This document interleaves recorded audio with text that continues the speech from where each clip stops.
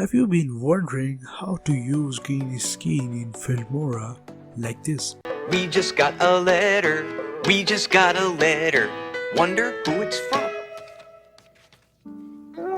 It's a letter from our friends. Watch me, this is how it's done.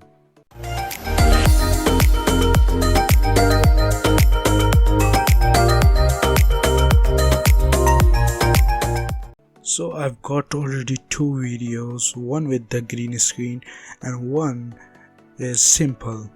Now I have to do is to put the green screen one into the second row and make it short so we don't get any copyright claim. And now we will move to the second part in which we have to find the clip where the green screen starts. Now put the second clip below the first clip in which the green screen starts. Right click on the first clip and activate the green screen feature. After activating the green screen feature, now we have to lock the first clip and resize the second clip.